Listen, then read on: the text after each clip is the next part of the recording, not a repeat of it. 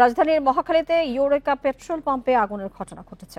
আগুন নিয়ন্ত্রণে ফায়ার সার্ভিসের 11টি ইউনিট ঘটনাস্থলে পৌঁছলেও কাজ করে 5টি ইউনিট। ফায়ার সার্ভিস জানিয়েছে সন্ধ্যা 7:18 দিকে আগুন লাগে। খবর পেয়ে ফায়ার সার্ভিস আগুন নিয়ন্ত্রণের কাজ শুরু করে।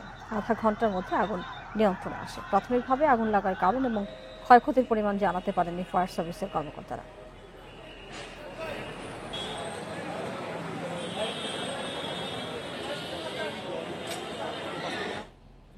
এ নিয়ে আরো জানাতে সেখান থেকে যোগ দিচ্ছেন সহকর্মী মামুনুর রহমান। মামুন, আগুন তো নিয়ন্ত্রণে চলে এসেছে, যেটা জানতে চাই ক্ষয়ক্ষতি কি পরিমাণ হয়েছে এবং কি কারণে আগুন লেগেছে সেটি বিষয়ে ফায়ার সার্ভিস কোনো বক্তব্য দিয়েছে কিনা?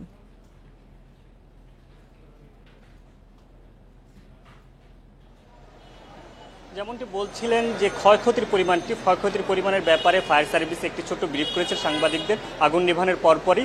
তারা কিন্তু ক্ষয়ক্ষতির ব্যাপারে এখনও সুনিশ্চিতভাবে তেমন কিছু বলেনি। তবে আগুন লাগার কারণ হিসেবে তারা বলছিলেন যে একটি 7:15 থেকে 18 মিনিটের মধ্যে একটি ট্রাক, যেখানে তেলের যে গাড়িগুলো থাকে, লরিগুলো থাকে, সেই তেলের গাড়ি থেকে তেল আনলোড করার সময় চাকা ব্লাস্ট হওয়া থেকে একটি আগুনের সূত্রপাত ঘটে।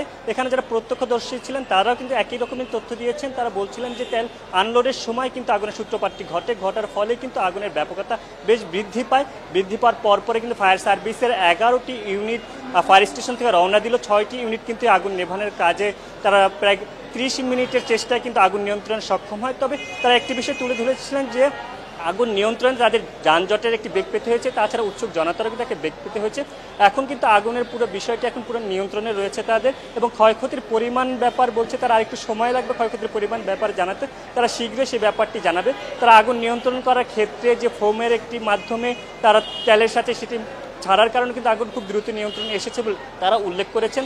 এছাড়া এখানকার যারা ছিলেন দায়িত্বে, আমরা তাদের সাথে কথা বলেছি, তারা বলছিলেন যে আগুনের ব্যাপকতা আরও বৃদ্ধি পেত যদি ফায়ার সার্ভিসের এমন চেষ্টা, এবং যারা এখানে জনগণ ছিলেন তারা কিন্তু সাহায্যের মাধ্যমে আগুন নিয়ন্ত্রণে খুব দ্রুততার সঙ্গে সক্ষম হয়েছেন।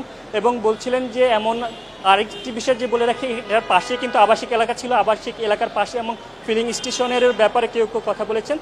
তবে আগুন লাগার কারণ এবং ফায়ার সার্ভিসের যে ক্ষয়ক্ষতির পরিমাণের যে ধারণাটি, সেটি হয়তো আরও কিছুক্ষণ পরে হয়তো বিস্তারিত জানা যাবে। মহাখালী ফায়ার ফিলিং স্টেশন থেকে এটাই ছিল সর্বশেষ আমার কাছে। মামুন জানাচ্ছিলেন আমাদেরকে মহাখালীতে ইউরেকা পেট্রোল পাম্পে যে আগুন লেগেছে তার সবশেষ পরিস্থিতি।